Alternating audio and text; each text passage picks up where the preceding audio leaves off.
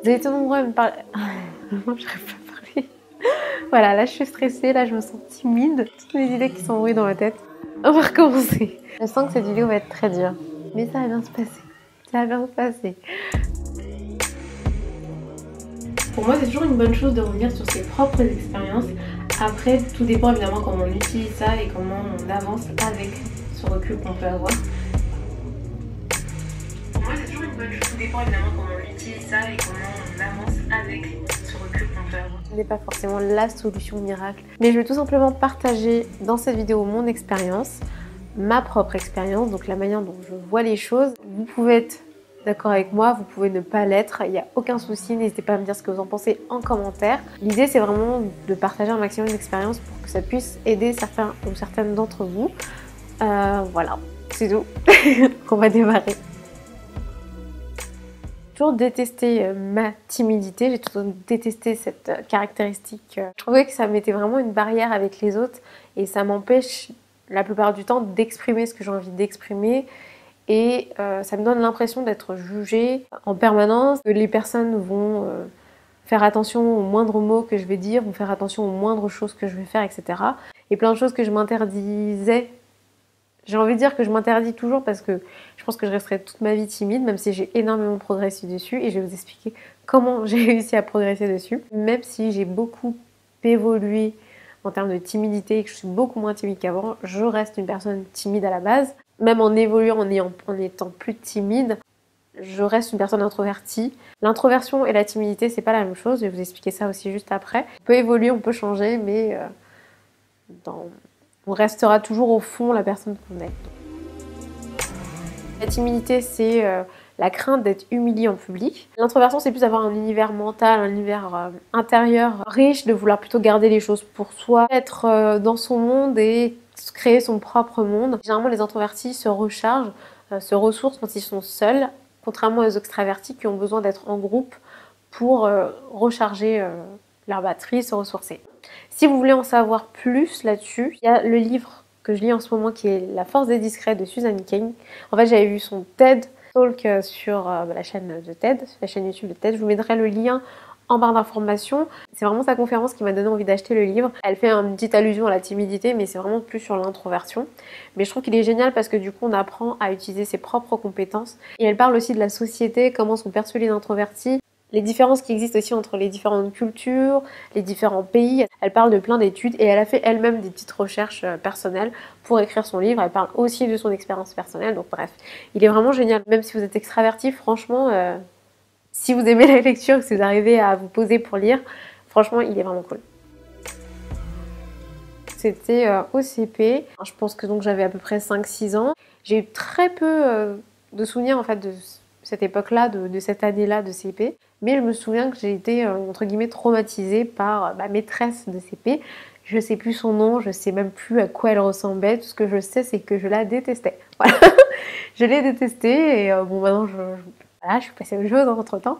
Je me souviens que j'avais été au tableau ou quelque chose comme ça. Mes camarades avaient ri. Franchement, je me souviens plus de la situation, je sais plus ce que j'ai dit, je sais plus ce qui s'est passé. Mais je sais que je me suis sentie très très mal. Et je pense que c'est la pire année que j'ai pu vivre à l'école. Et d'ailleurs, juste après, je ne voulais plus du tout rester dans la même école. J'ai changé d'école et j'ai même choisi d'aller vivre chez un oncle plutôt que de rester chez mes parents et rester dans la même école qu'avant, quoi. Ce qui est quand même grave. Franchement, c'est grave. Mais bon, bref, après, je suis revenue en CE2 dans la même ville, dans la même école, etc. Donc, pour vous dire à quel point ça m'avait marqué. À partir du CP, mes années d'école ont été très difficiles, surtout mes rentrées. J'étais toujours très mal à la rentrée. Le premier jour de la rentrée, je pleurais ou j'avais quasiment tout le temps envie de pleurer. Je me retenais au plus possible. CE2, CM1, CM2 même, je crois jusqu'au CM2. Même en 6e, j'étais pas très à l'aise. Même si j'adorais l'école et que j'aime toujours apprendre. J'avais toujours des très bonnes notes et j'étais toujours soit première, soit deuxième de ma classe.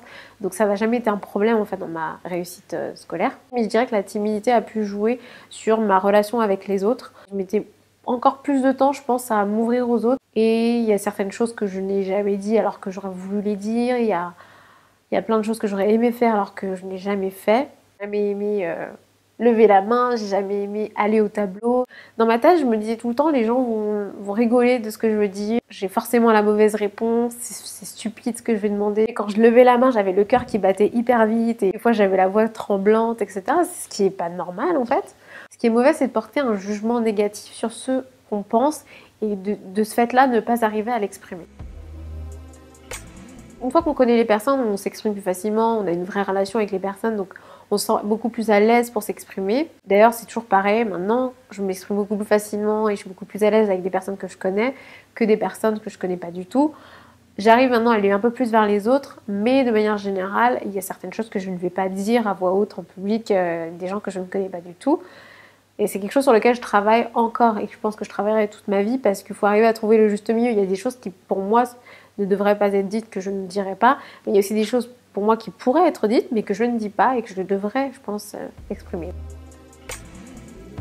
Pour avoir une maman qui a essayé de me rassurer, qui me disait tout le temps, il faut dire ce que tu penses, il faut t'exprimer. On peut pas deviner ce que tu penses, c'est vrai, on peut pas deviner ce que je pense si je ne le dis pas. J'ai eu une maman qui a essayé, qui a beaucoup essayé, mais je n'ai pas réussi à dépasser cette timidité jusqu'à à peu près l'université. J'en ai eu vraiment marre d'être timide. Je me dis c'est plus possible. Je veux pas être quelqu'un timide, c'est pas possible parce que ça me met trop de barrières, surtout que j'aime bien rencontrer de nouvelles personnes, j'aime apprendre des autres, mais en même temps j'ai peur des autres et c'est contradictoire en fait. J'ai décidé, je crois, la première année d'université, 17-18 ans, de faire de la salsa. Forcément, quand on fait une danse de couple, on est amené à danser avec plein de personnes qu'on ne connaît pas, pour l'occurrence des garçons pour moi. Forcément, ça rapproche tout de suite et on ne sait pas du tout ce que pense l'autre, on ne sait pas du tout ce que va faire l'autre.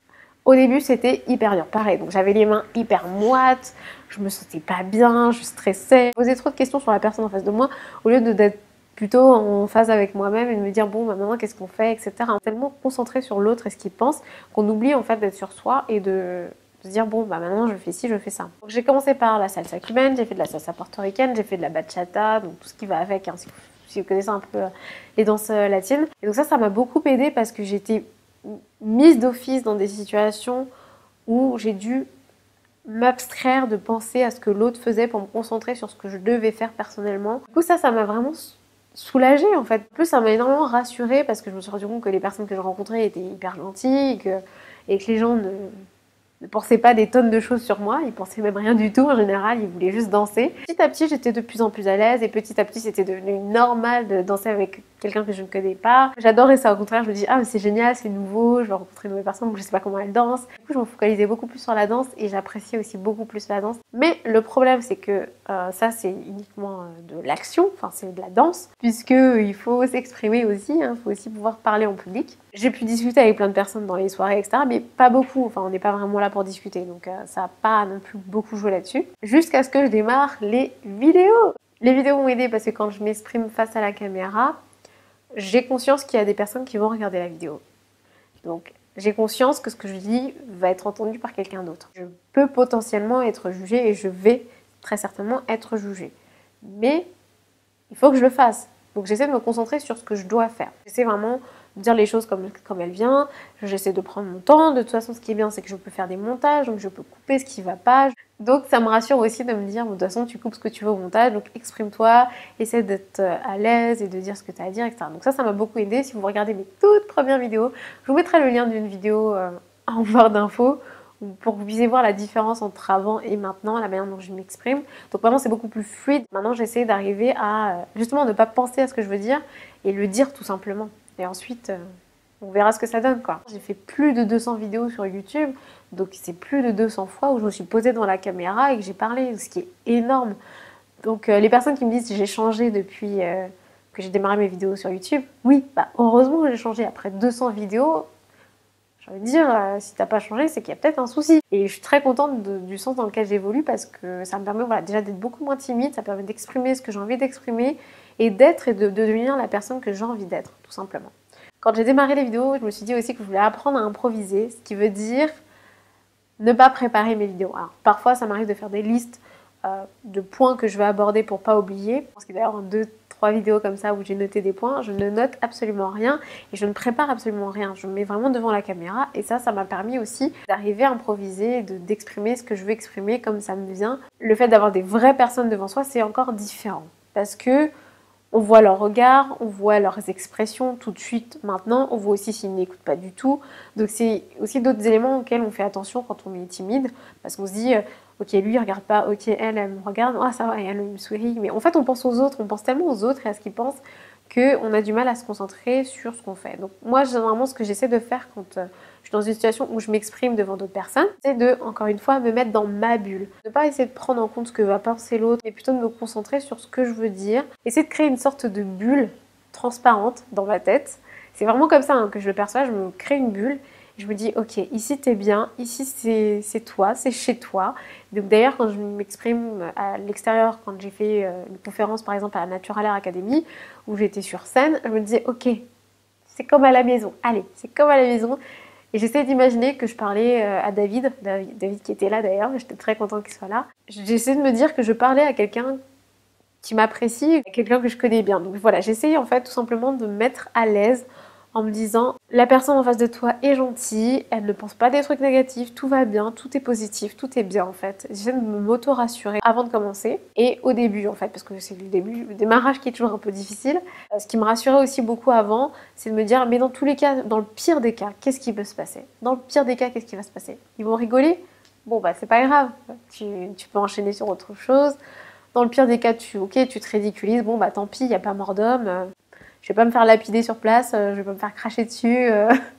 Voilà, il va rien se passer de très grave. Voilà comme moi je fais. N'hésitez pas à me dire en commentaire comment vous faites si vous êtes timide pour vous rassurer. Ça pourra servir à d'autres personnes. Et pour les personnes qui sont empathiques comme moi, on ressent facilement les émotions des autres et on arrive à savoir si les gens sont ouverts vis-à-vis de nous, si les gens sont ravis ou pas de nous rencontrer.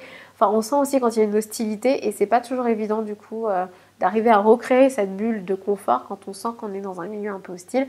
Et ça, c'est mon problème, c'est que souvent, les fois où je perds complètement mes moyens et que je redeviens totalement timide, c'est les fois où j'ai l'impression justement que les gens ne sont pas très sympas. Ce ne sont pas des gens foncièrement gentils et ce sont des gens qui potentiellement peuvent me faire du mal.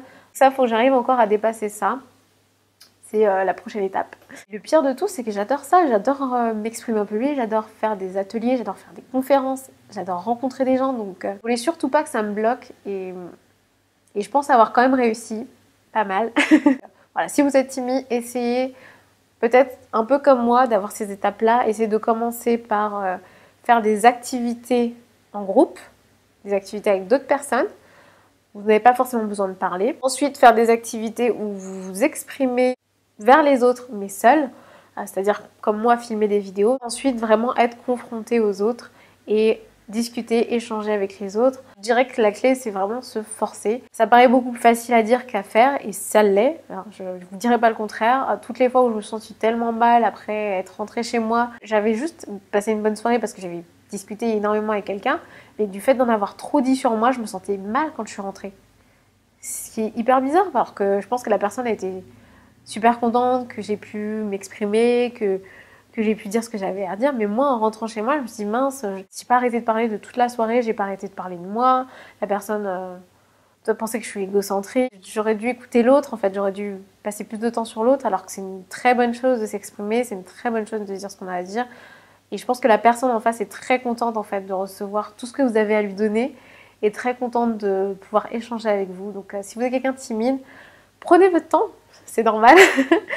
Forcez-vous quand même, hein. Il faut se forcer sinon vous n'y arriverez pas. La difficulté permet de progresser, on sort de sa zone de confort. Surtout la répétition pour prendre des nouvelles habitudes. Donc recommencer, même si on échoue, on recommence, on recommence, on recommence, on recommence.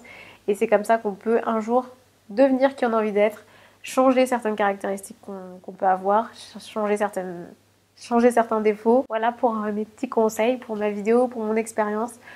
J'espère que ça pourra vous servir. N'hésitez pas à me dire ce que vous en pensez en commentaire. Je suis vraiment très ouverte et très demandeuse de lire vos points de vue.